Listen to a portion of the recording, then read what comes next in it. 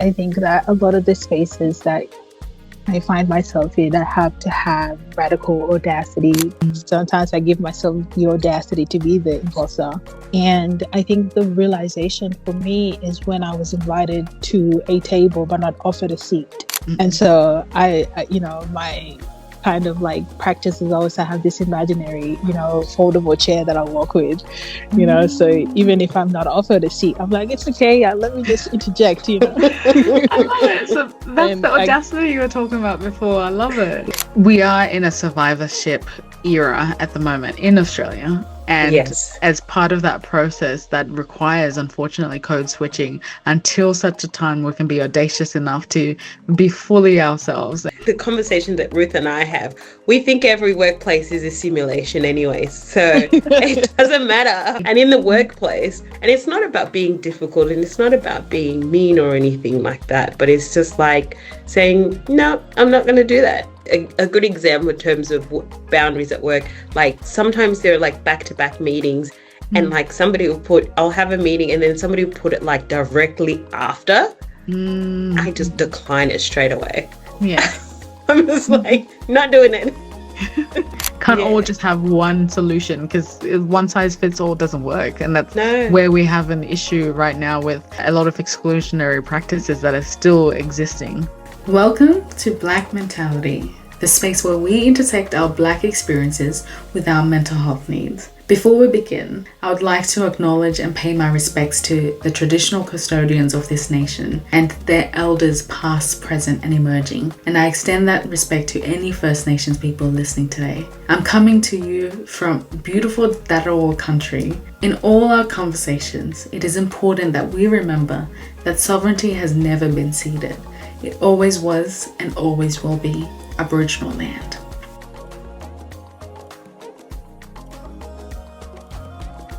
Today, I am joined by two powerful women doing transformative work in career equity, leadership, and visibility for Black and culturally diverse populations, Ruth and Geskeva.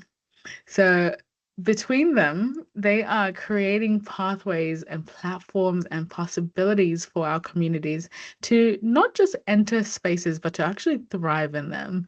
And our topic today is really talking about how we're navigating careers as Black women, building platforms that center our stories and that have psychological impacts that are positive for us, especially when we're used to exclusionary professional spaces. And we really want to talk about how we can move from a survival experience to an ownership and thriving within our careers. So welcome, Ruth and Geskeva. Really just want to know, firstly, what country are you guys coming from? Today, I'm on the lands of the Wurundjeri Wurrung people of the Kulin Nations in Nam, in the west of Nam. We've got the Maribyrnong River here as well, so it is alongside Bunurong land as well. Oh, amazing. What about you, I'm Ruth? also dialing on the Wurundjeri land right now. I am in the CBD at my university library. Love it, love it. Well, I know there's a lot of people who already know you because you have done amazing and phenomenal work in Next in Colour and in your respective spaces as well. But I would love to start with a little bit of a rapid fire question just for both of you so that we can ease them into your world before we get into the deeper questions. So starting with anyone who would like to answer this, what's one word that describes your work right now? One word that describes my work right now is evolving. I say evolving because working in health promotion, but also in the arts, like, you've got to be innovative, and the arts using creativity at its center.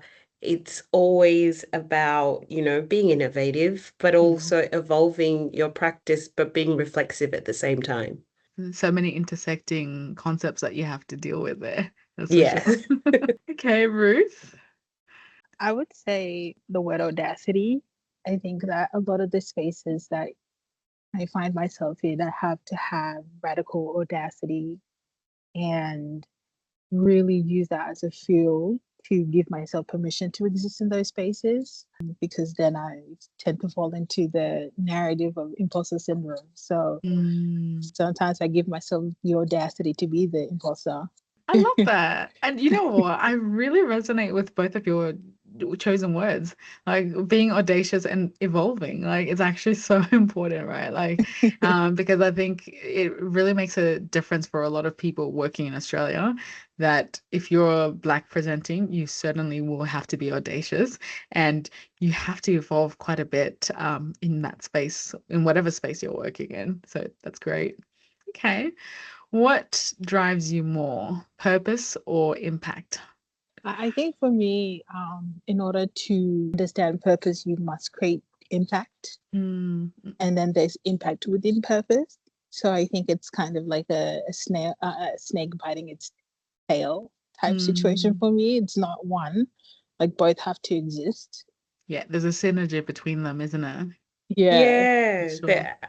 I do agree with that as well. Like there's something reciprocal between having purpose and impact, and purpose in regards to knowing what you want to serve and where you serve and then how you serve, because Mm, when you're passionate about that as well, then you create impact. You won't know whether you're on the right path unless you have good impact or bad impact in general, because that doesn't help you evolve, yeah. because you'll stay stagnant. And I think that, yeah, they go hand in hand.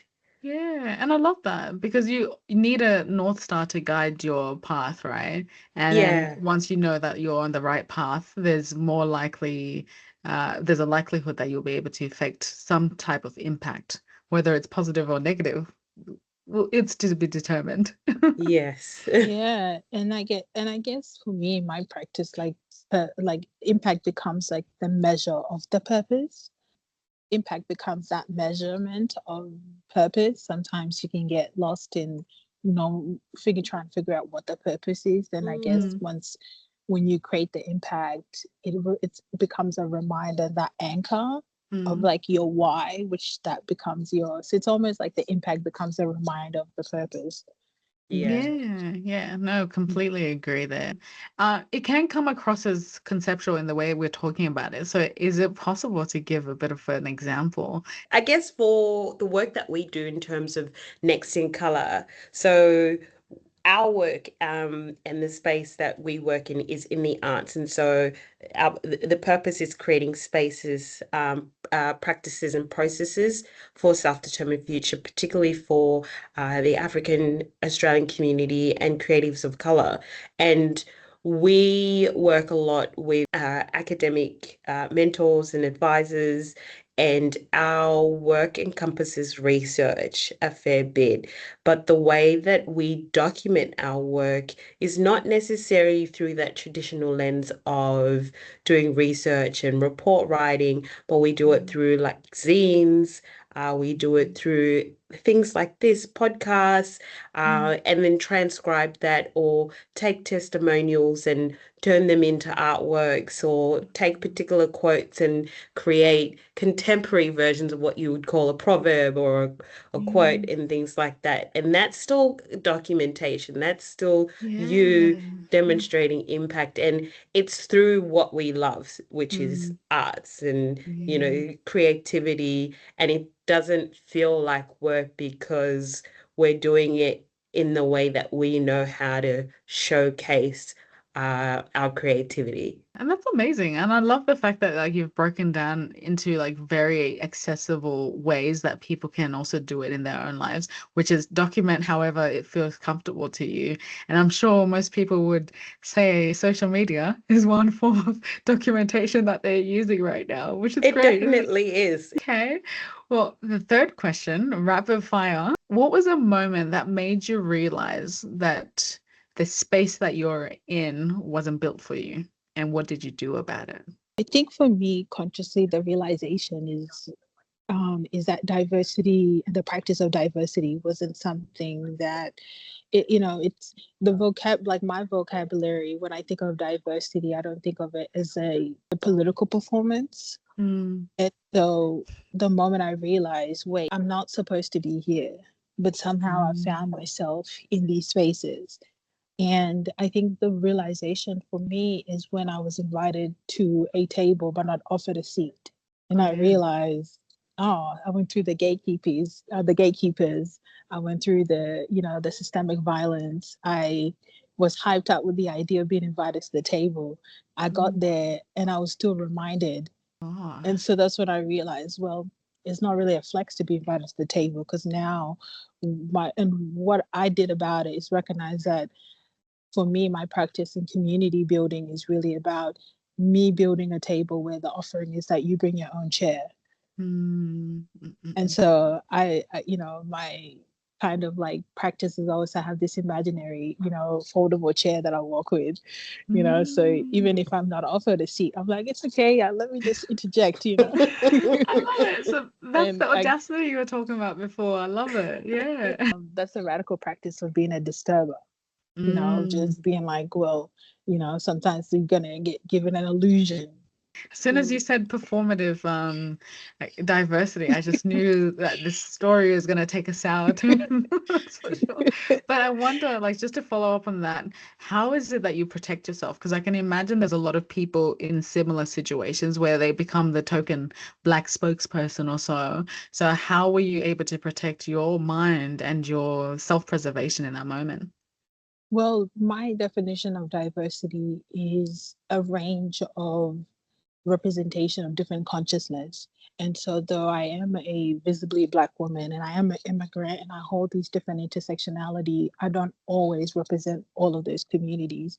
And ways to practice my boundaries is recognizing that when I'm offered an opportunity, sometimes like to not practice that tokenism, I ask myself, like, who would benefit this? If I already have a foot on the door, I need somebody else to hold the door. So I guess that's a way of practicing community building, because it's like now I need to invite somebody who has the strength to hold the door while I'm like, everybody now rush in. So I think that kind of collaborative practice has allowed me to really understand that, though I hold a responsibility as a community leader, communities are made out of individuals, and for me, it's a reminder to community that I'm going to do 50% of the work, but you have to do also the other 50%. Like, my understanding of being a martyr is like this communal, excessive practice of people pleasing. And so I'm no longer a martyr of the community, because I'm like, I can't put myself on the line if the same value is not also put in the community aspect, because sitting in spaces of institution and being that relationship holder it's very straining. And sometimes you just want to walk away, but if I don't want to walk away and like walk away with a range of communities. I want to walk away knowing that collaboratively with the community we built this bridge where everybody has access, not just me. I love that. Yeah. Oh my gosh, that was great. So boundaries and sharing the load through collaborative practices is what keeps you safe, really, and continues to preserve your energy. Amazing. Well, Geskeva, I've got a different question for you now. No worries. Corporate or entrepreneurship, and where do you think you feel the most free? Wow. That's an easy Not to put you on one. the spot. Entrepreneurship. I will say that whatever path you choose is going to be hard. So you need to understand your purpose and then choose your heart, because neither path is easy. And know that, keep showing up and be present for yourself and don't check out. Like, if that's what you want. But I feel like entrepreneurial spirit can be utilized as a skill in corporate. And that's what I appreciate about being a creative, because creativity in itself can be utilized across so many different platforms and so many different sectors. And I think that's about bringing that entrepreneurial spirit into any kind of role that you're in. Nice. Okay, so perseverance, but also agility. That's what I'm hearing from you. Agility, 100%. Yeah. Yeah. And I think it goes back to, some of the things that Ruth was answering because, as a Black woman, and even though I'm a light-skinned Black woman, I code switch myself. Do you know what I mean? Mm, And code switching is part of being agile to survive, but mm, agile to navigate systems that weren't designed for you. And precisely. I see it as a superpower, Mm, if you can call it that. And I try to find the opportunity in some of the things that we label that can create tension or pain or suffering or oppression. I'm in mm. spaces that are not designed for us, like I said. And that's really important that you actually raised around code switching. It's something funny enough, Ruth and I were talking about earlier, but I actually think I like your take on it because we are in a survivorship era at the moment in Australia. And Yes. as part of that process, that requires, unfortunately, code switching until such a time we can be audacious enough to be fully ourselves and present in those spaces, as long as if we find a way to break down the doors or actually kind of infiltrate the gatekeepers, right? So Yeah. at the moment, I think it's certainly something that's very much needed. It's unfortunate that we do have to use it, and it does come at a cost if you're not careful and if you don't replenish yourself after you've kind of been in that space. But certainly, it's something still necessary, unfortunately, for us. And sometimes for myself, I call it out. I call it out when I'm having conversations or in panel discussions or doing presentations. I call it out that I do code switch just to get them to know that I see you in different lights. I'm seeing you and I'm seeing things in this space from Mm, completely different lenses every single time or at different mm. points in time throughout, my day. Wow, amazing. Because that takes a lot of courage to be able to do that. And the fact that you've found a way to be able to do so is actually quite impressive because it's not that easy for a lot of people to call it out as well in real time. Yeah. Oh, and I guess it's also because I don't want to be the only one always sitting in discomfort. So if I let you know that I'm code switching, then people are just like, oh, We're in this like, together. Okay, well, I'm now curious to get into your stories because we've kind of touched on the outskirts a little bit. So I'm quite curious how you got into this and how I know there are stories on your website. And so for anyone who wants to take a look, definitely visit Next in Color.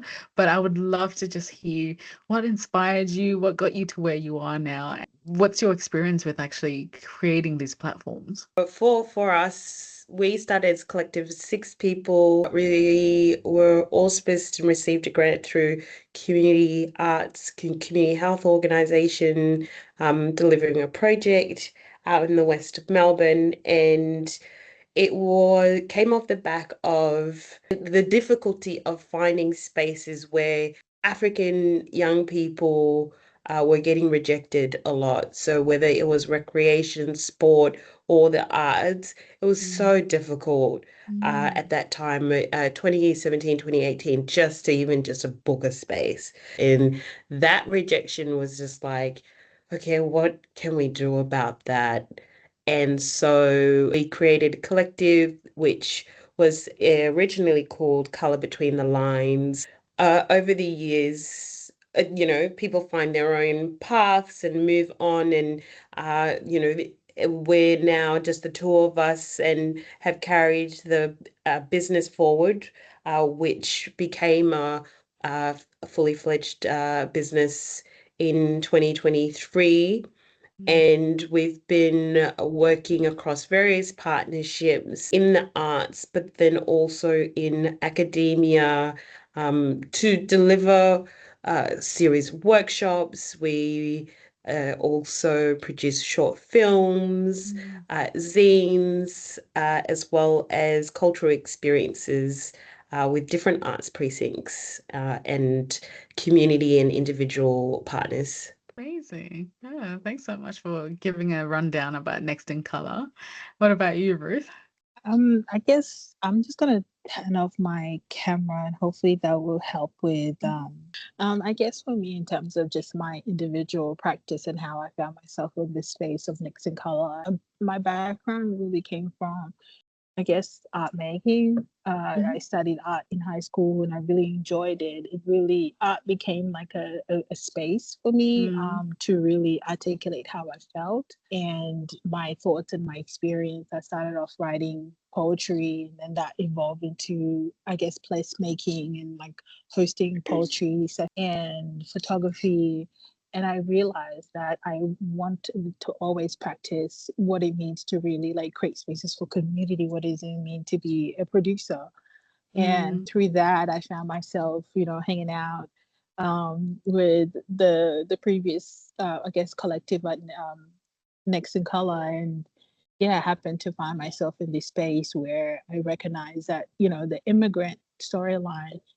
In terms of career pathways, is that art is not really looked at as a lucrative practice. And so it's not mm, something that our parents, well, my mom definitely disagreed of me being an artist. Mm, And I guess my work now is really just, it was filled by proving my mom wrong. And then from there, it was like, okay, my mom symbolized this cultural and traditional system. And I mm, realized for me to dismantle that cultural system, it introduced me to understanding institutionalized systems and recognizing, okay, my mom was one of the, like my mom symbolizing culture became that kind of Goliath. And then I mm, mm, realized, oh, there's another Goliath, and that's the institution. mm, And then that's when I realized, well, art making such a radical practice that, I wanted to be part of something or a collective that was really about championing art making as both a holistic practice, a cultural connective practice, and mm, also a way of really creating visibility and representations by reclaiming mm, our own narratives. And yeah, I found myself not just working within Next in Color, but advising in community spaces, working as a community practitioner, mm, and working in supporting the well-being and the self-sustaining, I guess, mm. practices for our community to build longevity careers in the arts. Amazing. No, and I love that like your story kind of included a bit of defiance and a resistance to the cultural norms so that you can actually produce something that's quite beneficial to everyone.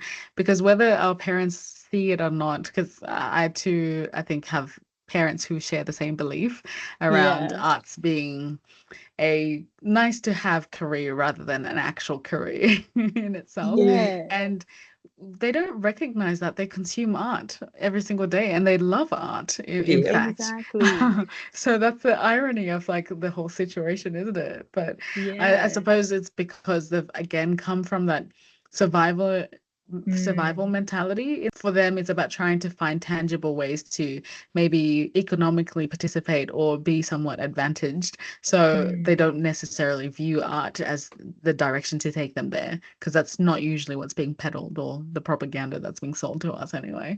So Mm, 100%. yeah, And then that's mm, why yeah, it becomes a radical practice yeah. because really just about, I always say that people who lack imagination can't really Mm, create the worlds that they want to create because they can't see mm, themselves and they don't know how to yeah, do it. And so for me, creation is it's also a way of like, not to get into the woo-woo aspect of things, but you're designing your life.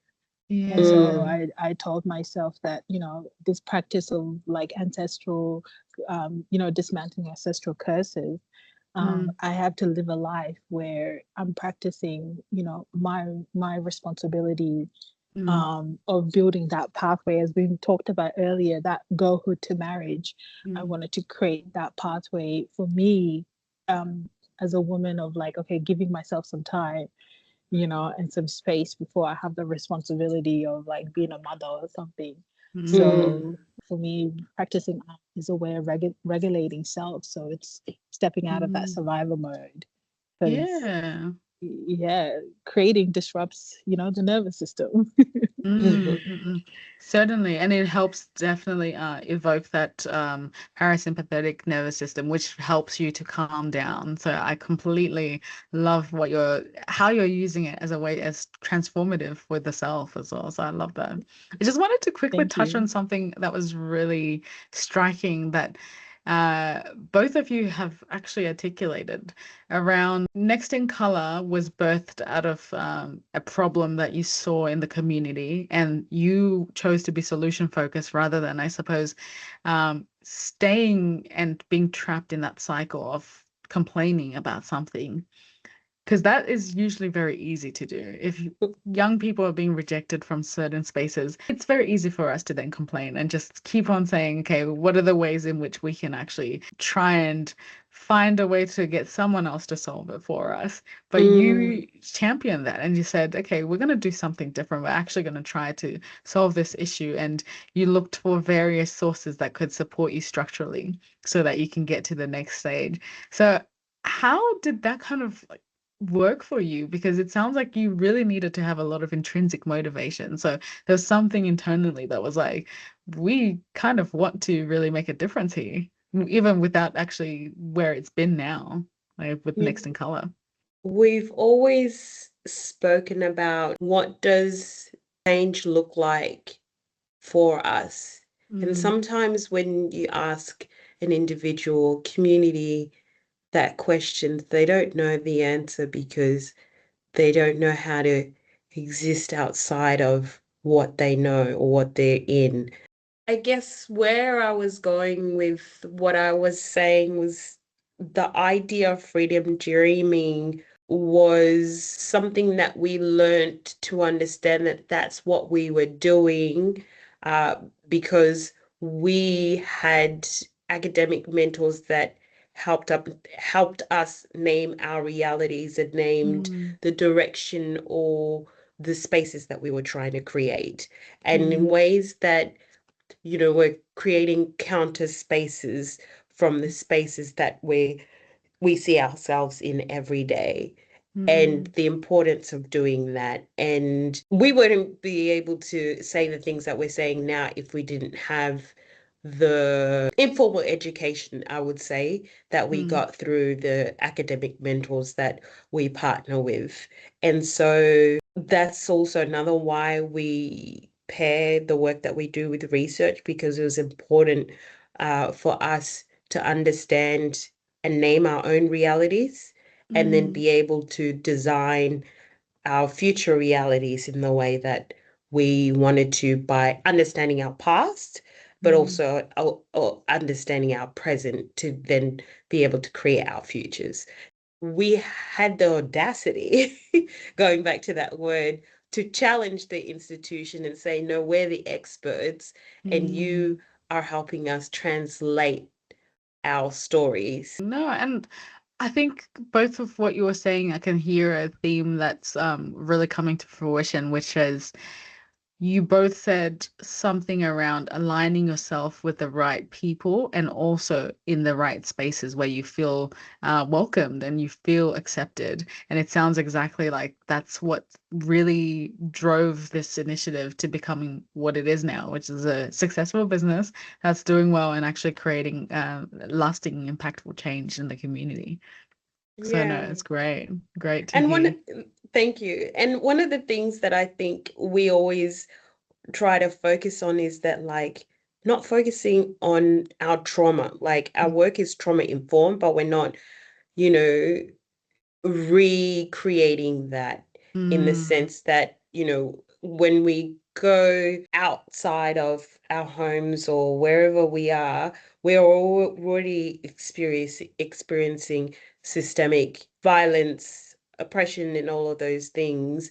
And so, how do we tap into the other things that we've inherited, mm, like the joy, stress. Mm, like the strengths that, we have inherited from our parents, like the storytelling and all these knowledges and wisdom that mm. we want to keep at the center and at the forefront of who we are and why we're here today as well.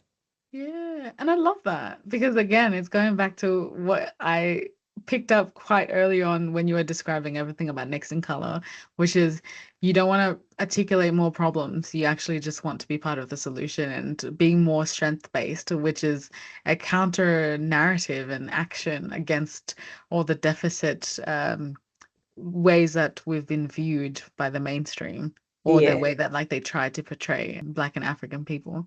So I yeah, completely love that. yeah. Yeah. And I don't want the public to get it twisted. We do talk about the problems. Like we know how to talk about the problems in a very sophisticated way, but we're just like, Yeah. okay, what are the opportunities in the problems? Yeah. Yeah. And talking about the problems that way. I guess I'll share a bit of my thought process around that. I went to New York for an observational study in 2018, and this was when Sydney really didn't have as many Black and African events, particularly around conscious thoughts or just about, I guess, anything other than partying at that time. And don't get me wrong, I love a good party, but sometimes you want a different space. So at that point, I made it an intentional point to go into different spaces when I was in New York, specifically for Black and African people. And I'm telling you, it was just a fascinating experience because you get to hear them articulate the problem, but in that discussion of the problem, they were always generating solutions. And I was like thinking, I was like, okay, I don't think we're there yet in Australia because we were more in the mindset, and of course it's 2018, so it's a little bit time has passed now, but I felt like we were stuck in the problem definition stage, and at because we were always stuck in that space, it was always hard to see a way out, almost like a light at the end of the tunnel. And so when I hear initiatives like and businesses like Next in Color, it's just so fast. It's so heartwarming, and it's actually really great to then see that, okay, there are solutions showing up in the community. Otherwise, it just feels like we're still stuck in 2018 talking about the same problems, and it becomes a revolving cycle, and you further get disenfranchised in that if you stay in that mindset as well. So that's where it was coming from. But love the work that you're kind of doing there. Okay, I want to pivot a little bit to actually play a little bit of a game and I feel like I have an idea on how you'll answer this based on the conversation we've had, and it was also designed in a way to really mirror the work that you're probably doing. So I call this game Survive or Thrive. I always like to be quirky with the names. So the first question is, for the actual instructions, I'll read out a statement and I just want you to choose one or the other. Sometimes I know it's hard to exist with just black and white, so you can choose a gray area if you'd like and explain it a little bit more. You feel free to choose your choice, to explain your choice if you would like. And likewise for everyone that's listening, feel free to play along as well and add your choices in the comments.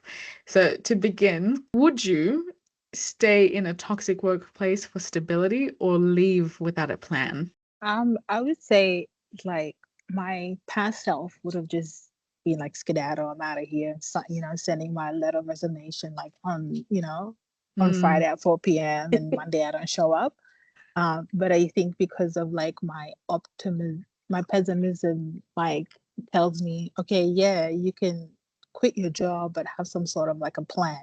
And I guess it just echoes back to what Geskeva was talking about around corporate and entrepreneurship. Like, when you're existing in like a toxic corporate job, like your entrepreneurship practice is always like the side hustle. So I guess for me in this day and age is like ensuring that my side hustle has a level of stability that when I do decide to leave, there's a level of security.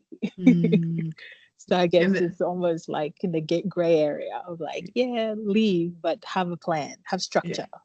I've been in both situations, and so as soon as you said survival thrive, I thought of a third option, which was hive.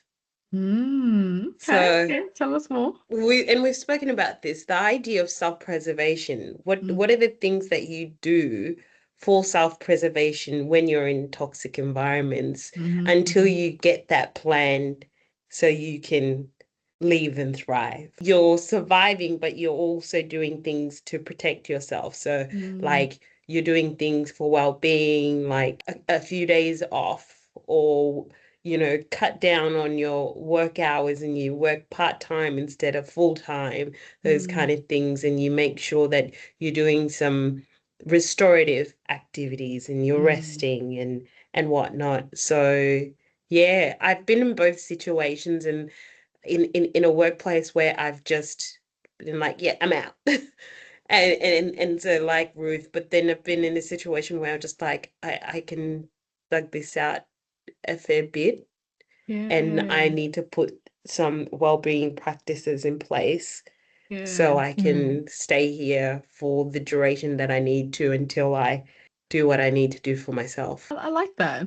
And that's really kind of showing that you are looking at it from a balanced perspective, that you really are recognizing that depending on the situation, you do need to really consider the situation thoroughly. So, for example, cost of living has made it very hard for people to just leave these days. So, whilst you're stuck in that maybe toxic space, what is it that you can do to self-preserve and to make sure that you are planning for an exit strategy for that thriving opportunity? So I completely love it. Yeah.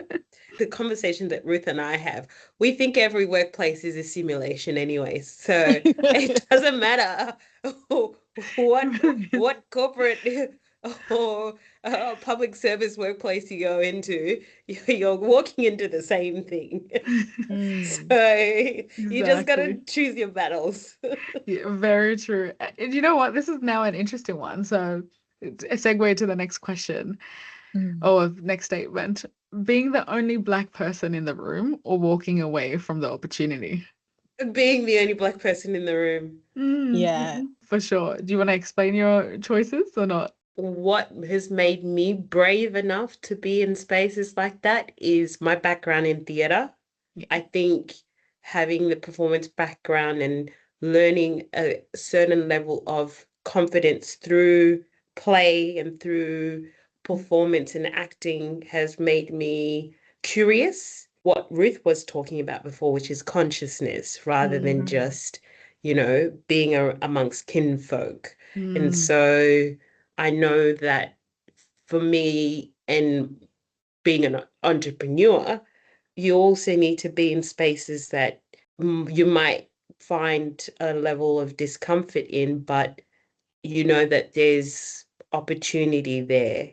And it also creates it increases your sphere of luck or sphere of influence because you're entering different spaces. Yeah. And we do live in a multicultural society, so we do have to interact with other cultures. So it is a little bit hard to just stay within your own kind of bubble, even if that's something that's from and your it's not to comfort say zone. that it's not hard being in these spaces. God, sometimes you're just like, what am I doing here? But you're just like, just stick with it. Just stick with it. Yeah, I think in this, I guess, work that we do, a lot of the times we are the only Black people present in that. And I guess having that physical visibility is a political act, it's almost like a protest, and so I appreciate when I walk into rooms and I just see myself, and I'm like, oh, I'm the only person who looks like me, because now I know that, I've either broken a ceiling or opened a door for somebody else to come before me, or I've gone into the room and I've seen the design of the room, so now I can give that information back to anybody who's coming into the space. And being somebody who has to create a blueprint, a lot of the times you're the only one in that space, and that's also to make it like more visible and more obtainable and accessible for the younger generation, to say, hey, if I've been in this room, like you then have now an access point, to get to that room. Yeah. And that's actually great to hear, because again, kind of drawing from that trip that I took in America in 2018, they were having conversations around paying it forward. And so Mm. far from everything I've been hearing from the two of you, your intention is always to find ways to pay it forward and to make sure that there's going to be someone else who can come through the door rather than just being the only people in that space. So Yeah. that's actually great to hear. And I like how we're traveling in Australia now because I'm pretty sure there's a lot of people with that same mindset as well. Okay. Well, I'm curious. Maybe I'll ask you one more, or I'll say one more statement. I kind of feel like I know what you'll say, but I'll ask it anyway. Overworking to prove yourself or setting boundaries and risking perception? Setting boundaries. Setting boundaries. 100%. Yeah, Yeah, yeah. for sure.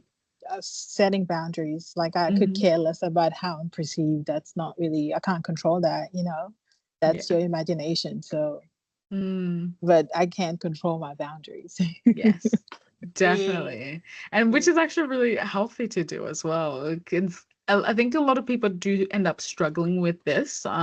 So my background, as you know, is I'm a therapist. So when we see people, oftentimes when they come in with some challenges in the workspace, most Mhm. of what they're talking about is having the courage, firstly for Yeah. themselves to recognize, okay, how do I get to a stage where I can say this is a boundary that I need to put for myself, but also Mm. implement within whoever the respective party is, so that I Hmm. don't necessarily overwork myself or continue on, I guess, perpetuating some of my people pleasing tendencies. So, Mm. how did both of you get to that state where you can actually set boundaries?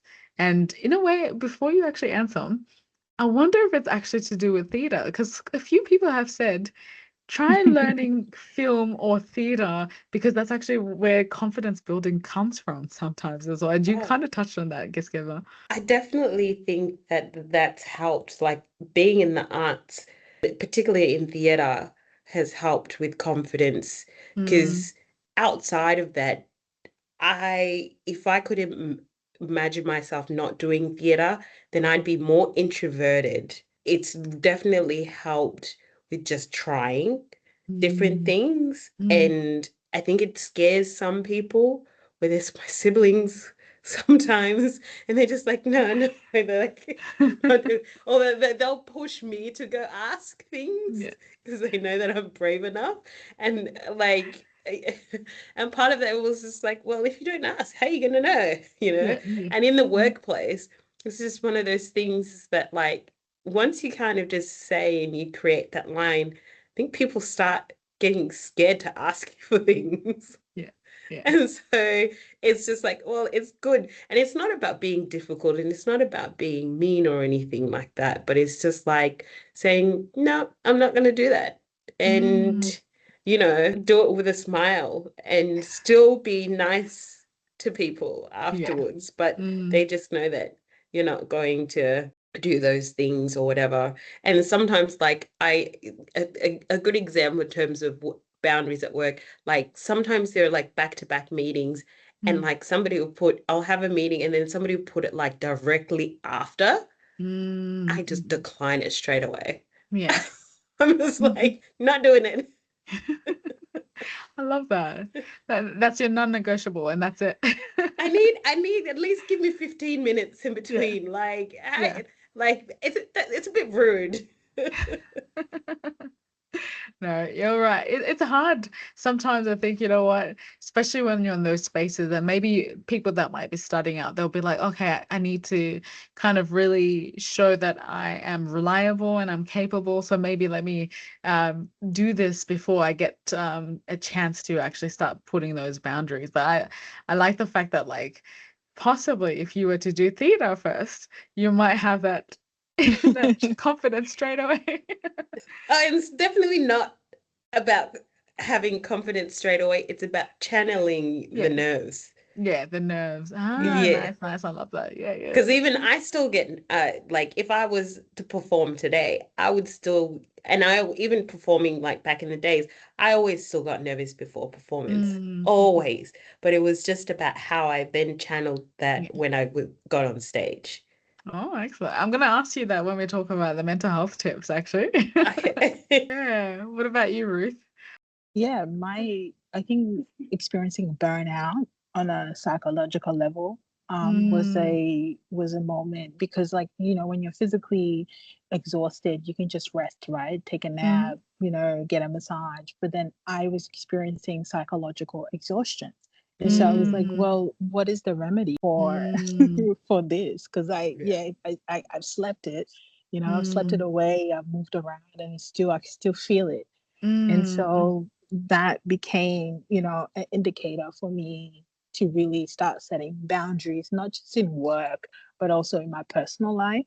mm, Um, because my boundaries are basically my foundation of like being. So I do have particular boundaries in business and career spaces and workspaces, but mm, all of, you know, I have my basic boundaries that are very echoed throughout my experience, because for mm, me, setting boundaries for myself is really just about wanting a quality of life and recognizing that I don't want to be in spaces where I'm constantly triggered. And if I am mm, constantly triggered, I tend to really interrogate myself. Do I have the capacity to fight Mm, this battle? You know, mm, do I have the tools? Do I have the weapons? Do I have the support, you know, to mm. go into this space of like war? And mhm, so a Yeah. lot of it, and because of that, and because of just existing as, you know, as Black people in these type of industries, like we're always negotiating, you know, Yeah. our values and our boundaries, because sometimes they get pushed, and then the Yeah. system asks you like, okay, well, she just moved her goalpost, so we can push even more. And I've gotten to a Mm, point where it's like, the moment that you push, I'm out, mm, because mm, I'm not dying for it. I'm not begging for it. You know, I'm not mm, gonna sacrifice myself for an opportunity or work or this. Like, I always believe that there's something out there better for me. So, you mm, know, and that's where the strategy comes into it. Because like boundaries is like, you know, it was very kind of like a trendy word at one point. And I mm, was like, what does it mean to have boundaries? mm, You mm, know, and like, and also for me, I realized boundaries are not for like, it's not instruction for other people to follow. yeah. It's more so instructions for me to follow, you mm, know, Mm, and to say, hey, if you move the goalpost for this boundary, you are getting to a place of risk. You yeah. know, you mm, have to, you know, like, this is going to be risky, and there's going to be, this is, you know, the outcome of it. And there was a quote that said, your silence will not protect you. yeah. And Very so much so. communication, you know, I try to figure out, okay, in the corporate industry, how do I use like work rights and like, you Mm, know, my rights as an employee to communicate like, hey, you know, you can't contact me on Sunday and expect me to do that on Monday morning, on you know. Sunday. Wow. But that's the reality, you know. And even with community, there's times where I'm like, Yeah.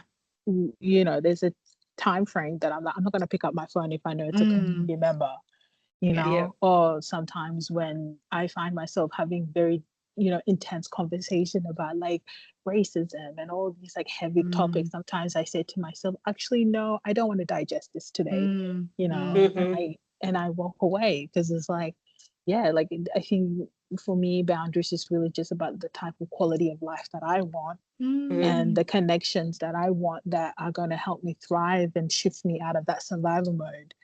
yeah. um, because that's, you know, essentially part of the Australian dream is to have a regulated nervous system. And exactly.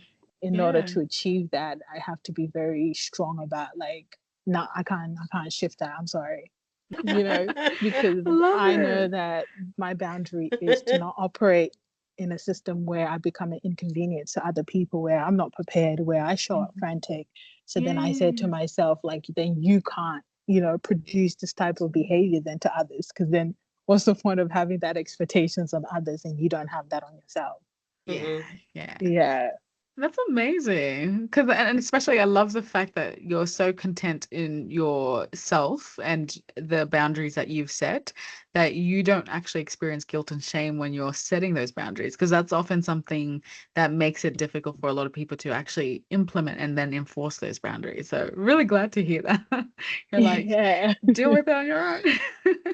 Yeah, because what does, you know, guilt and shame do to you? It just paralyzes you. Mm-hmm. Mm-hmm. And Mm-hmm. so you know, like then when you're in that space where you're stuck in limbo, you're like, well, damn, like you lucky Yeah. to put this on yourself, miss. You know, that's why I always say to myself, like, hey, you dig your hole, so now you have to be innovative, you know, and figure out how you're gonna climb out of it. You know, Precisely. yeah. Yeah.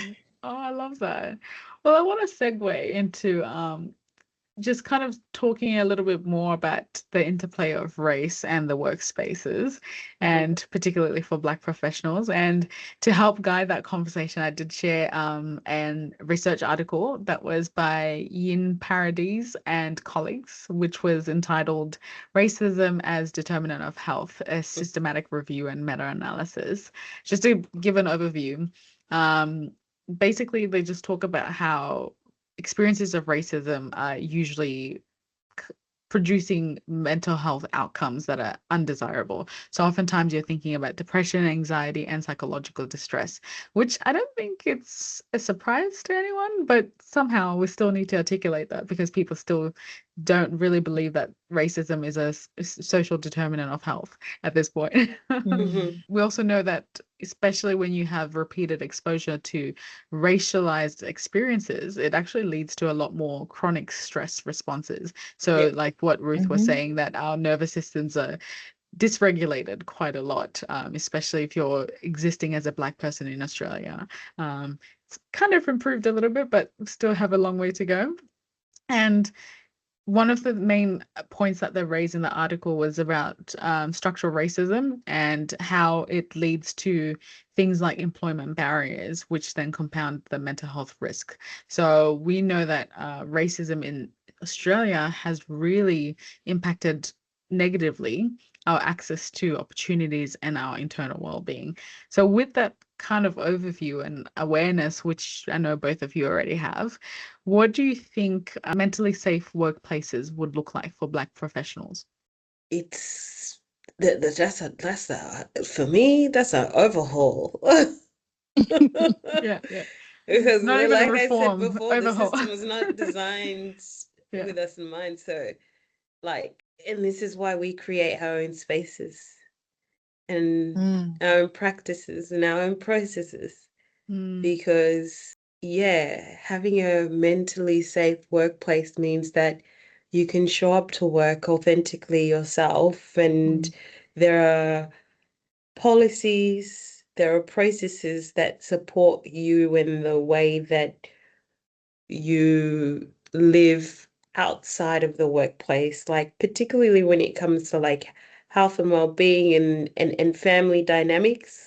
That's really key, whether you're a carer or guardian or parent, that kind of thing. And then also looking at access and equity, and things like that, and what that actually means, what equity actually really means for people with different lived experiences and cultural backgrounds as well.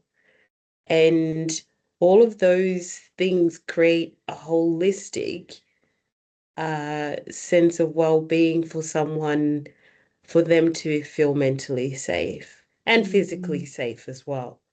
And so it's one of those things that it's not just something that you just reimagine, but has to be really put in practice, particularly around the governance and the structures of a workplace, and really interrogating what we're used to and what we've been conditioned in thinking that a workplace is like.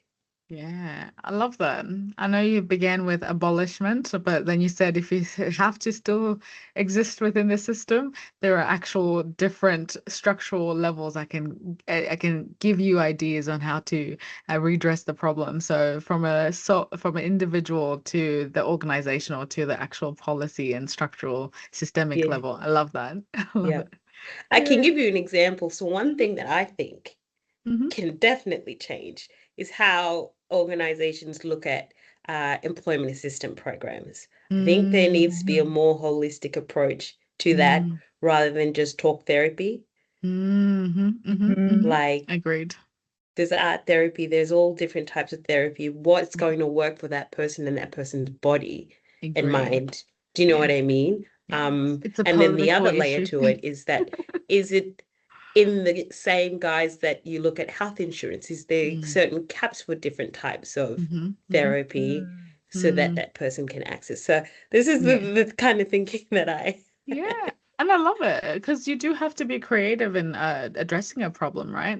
Can't all Yeah. just have one solution because one size fits all doesn't work, and that's No. where we have an issue right now with a lot of exclusionary practices that are still existing because they just want to fit us in the existing mold. Yeah. And some people, like, therapy to them is them traveling. Do you know what I mean? Of course, the organization's not going to pay for traveling, but what sort of experience can give that person to feel like that?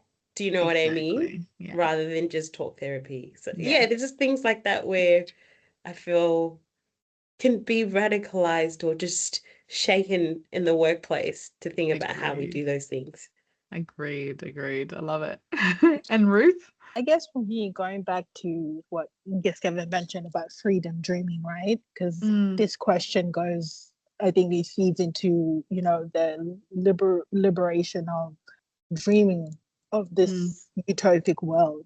And I, as a South Sudanese woman, I always ask myself, kind of like my desire of like, how would change look like? And I guess to answer that question, for me, it has to start off with sovereignty, the practice of sovereignty, right? I think in the practice of social justice or just justice in itself, I always have to say to myself and remind myself as an ally and somebody who stands in solidarity with the Indigenous community that I can't ask for something if it has not been offered to Indigenous community. Exactly. And somebody who is in the prognicity, who sits in that, the prognicity of Blackness.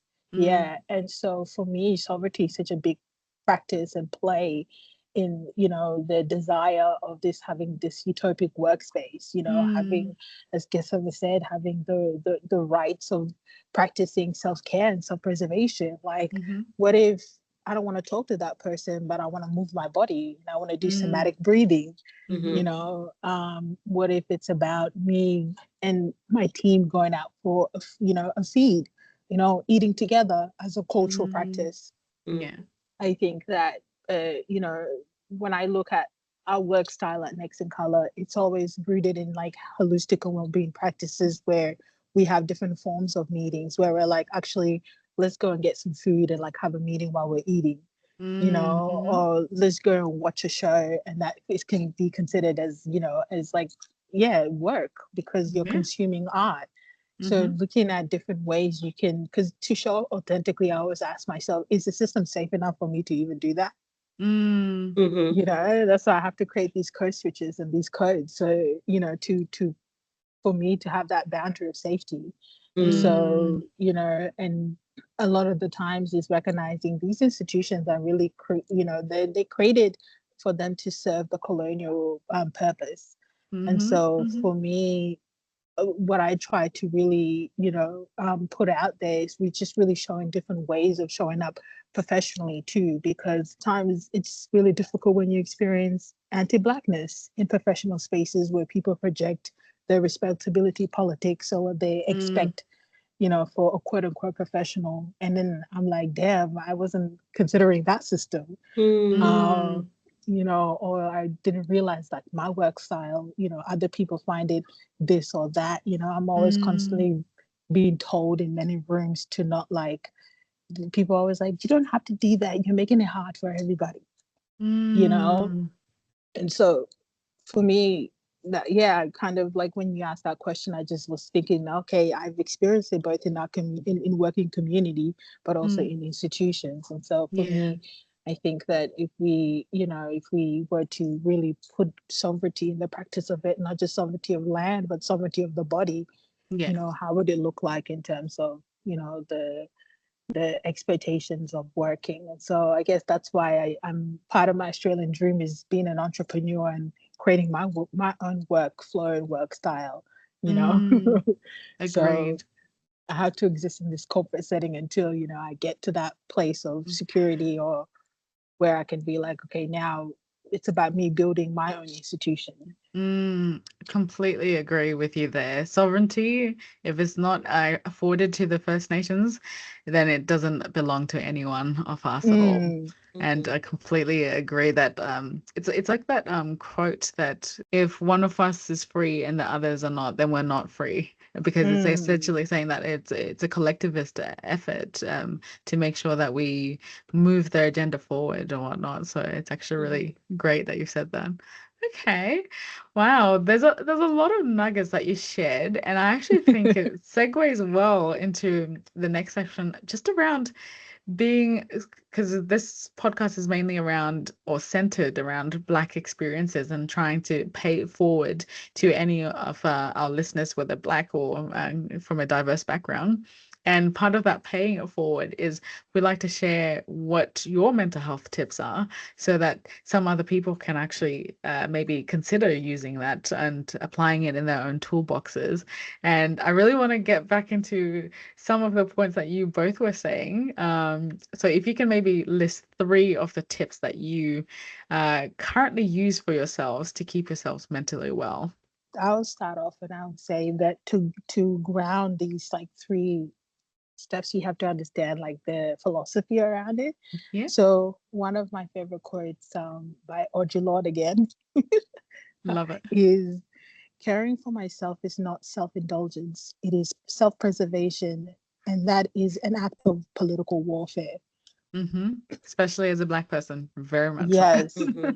Yes. So for me, like I'm a person who loves pampering myself, you know. I love getting a massage. I love, you know, booking a hotel, doing a staycation, going camping, eating, experiencing joy. I love, you know, like one thing I love doing nowadays is laughing.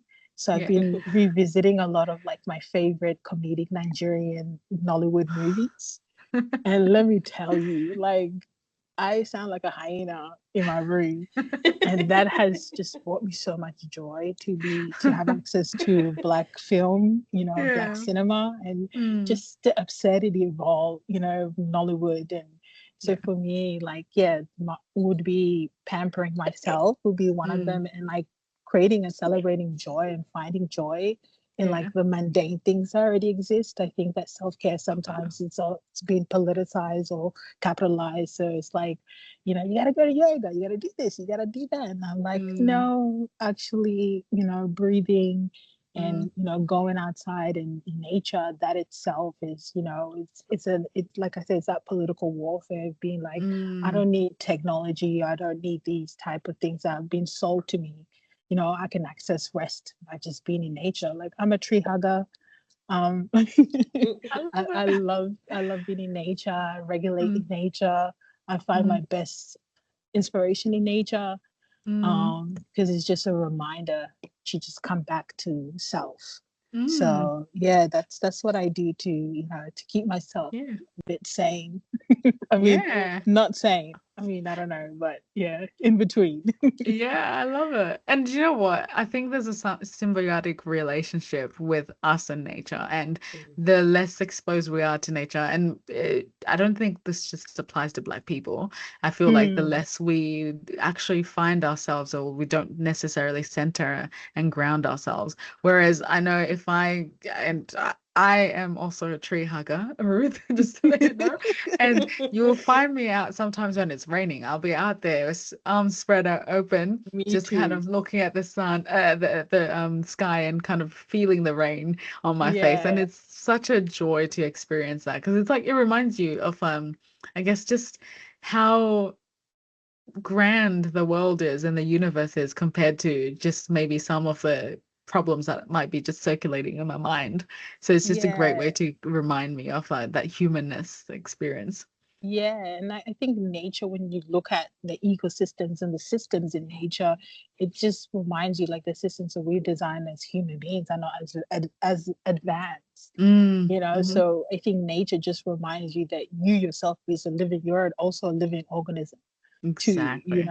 It takes out the ego, because I can stand next to a big tree. I'm like, well, I'm nothing, compared to this tree that Yeah, existed for 100 years. So it's a great reminder. exactly. Yeah, I love that. What about you, Geskeva? Going off of what's been talked about in terms of nature, I really enjoy lying in the sun, like with this when the sun is out. Mm, Maybe it's just the Leo in me. Mm-hmm. And that's my energy source. Like mm, when you're out and the sun's out, it's just like there's a direct like connection there for me, and mm, that kind of gives me a bit of reprieve. mm, One of the things that I do is I go for massages as well. mm, I really, really enjoy that. I try to do that once a week.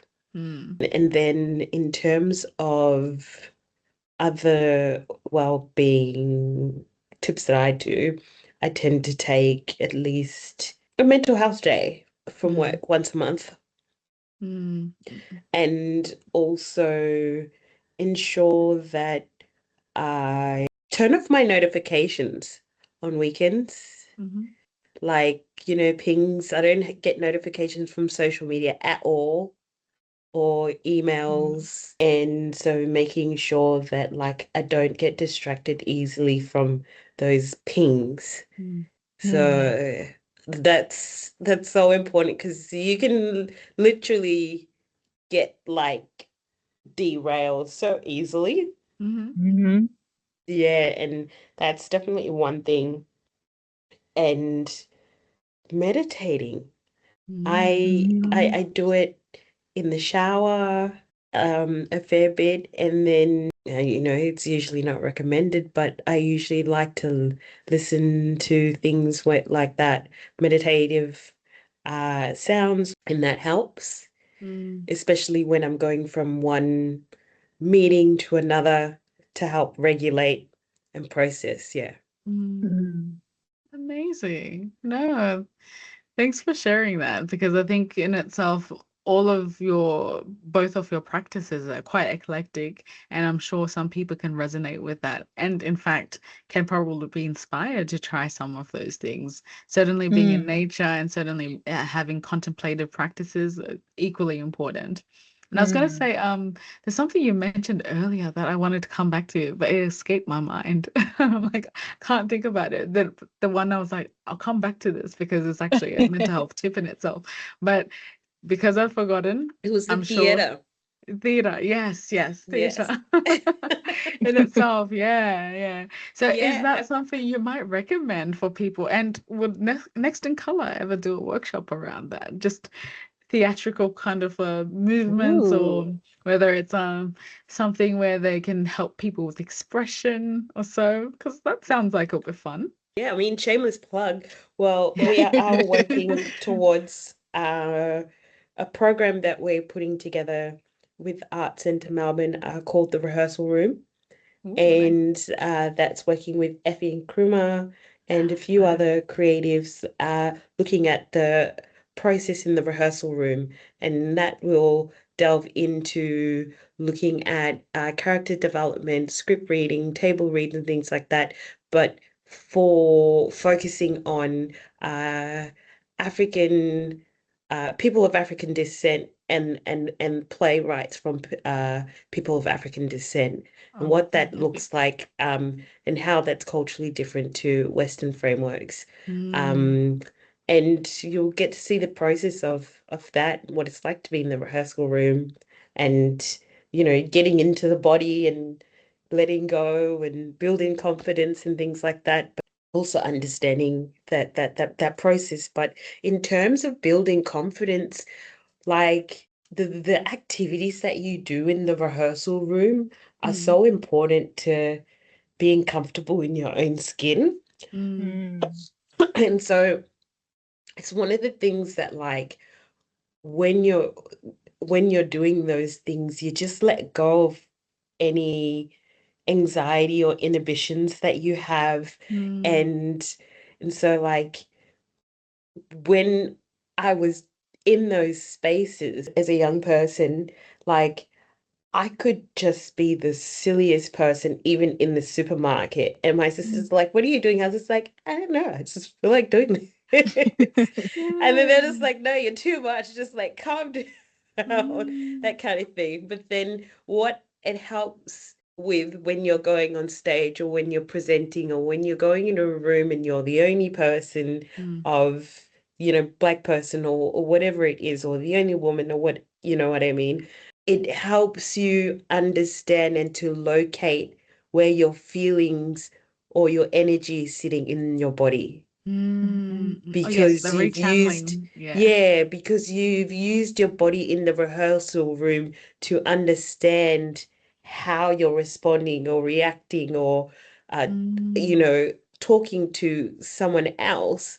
And and so like when you are nervous, or when I am nervous, I'm just going to speak for myself, and I'm just about to go on stage, I'm able to then go, oh, I'm feeling it here. It's in my chest or in my shoulders. And then, like, I start to do movements or things like that to kind mm, of transform and transfer that energy mm, into the words I'm about to say or the movement that I'm about to make mm. when I'm about to go on stage, if that makes sense. Yeah, no, it's definitely making perfect sense. Like kind of redirecting again that nervous energy that you're holding in one part of the body Yeah. and channeling it into something productive for you. And the nervousness is just energy. It's Mm, untapped or energy that needs to get filtered in a particular way. And so when you exactly. understand that, oh, this is not me, this is not anxiety, it's just energy that I'm holding on to that Mm, needs to be released. And then I'm able to release it on stage or in that love it. space. Yeah. And I'm Mm. pretty sure a lot of people can probably benefit from exercises around that. So I do hope that your program, I know it's being developed in Melbourne. I hope it then finds its way up in Sydney too. Most definitely. Yeah. For sure, for sure. Okay, but thank you so much for sharing such a delightful conversation that kind of like really explore different experiences of just being Black in workspaces, but also moving from a deficit model of thinking to actually solution focus and towards being empowering and finding ways in which entrepreneurship spirit can be exercised both in corporate world, but also in an actual entrepreneurship space. And then on top of that, being audacious and evolving as we continue on Mm. moving with our lives. So one of the last things that I always like to ask for people is just to shout out any Black person or business or organization that you find really admirable or that you would like to just give a shout out to. Well, first of all, thank you so much for inviting us and facilitating this conversation. It was really reflective, and I guess goes back to our first conversation around impact and purpose. Mm, So these dialogues really remind you of the purpose, and it also shows you the impact that you've created that mm, is echo to the to the capacity that you've discovered us, and are interested about who we are. And I guess for me, my shout out to everybody Black, yeah. period. Everybody Indigenous, everybody, Yeah. all the people of color who are creating and disrupting and dismantling systems and in Mm, doing what they need to do, particularly in this colonial matrix. mm, It's a very difficult job, but there's so many rewards and so much moments of celebration and all of that. So mm, for me, I feel so privileged to be part of that, building and really that future community investment practice. And so for mm, me, yeah, shout out to everybody who's out here trying to do what they need to do. mm. We see you, and one day hopefully we meet in the rooms that we need to meet in. But for now, like, yeah, I'm celebrating everybody Black. Oh, I love that. And really it is such a great way to celebrate everyone Black for sure. What about Um, you, Geskeva? I have two shout outs. Mhm. One, I want to give you your roses as well, just because, you know, You're doing amazing things in the field that you work in, and then also give a shout out to uh, Black creatives, and particularly filmmakers. I mean, I love storytelling, and that's my thing, and it's so important in terms of archiving, but also representation. Mm, And they are both historical and living artifacts mm. when we think about the way we tell stories through film and visual storytelling. And so I love how we tell stories and we share stories. So yeah, Yeah, I absolutely love that.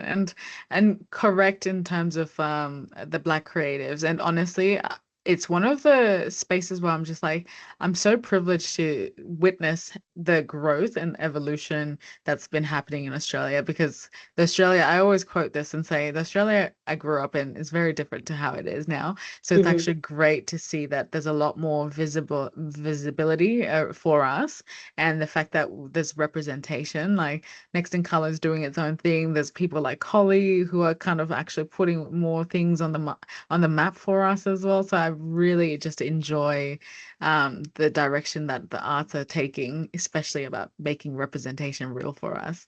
So completely exactly. love it.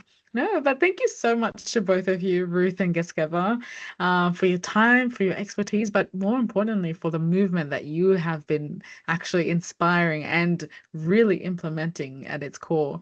So, where can people find you? So people can find us. Our social media handle is at Next in Color. You can find us on Instagram, LinkedIn, and Facebook. But you can also find us on our website, which is nextincolor.com, and reach out if you've got ideas in terms of partnerships or delivering workshops, events. We also design programs. Just hit us up and we'll connect and have a chat. Great. So to everyone listening, thank you so much. And if the episode resonated today, please like, subscribe, and share it, and leave a comment. See you next time.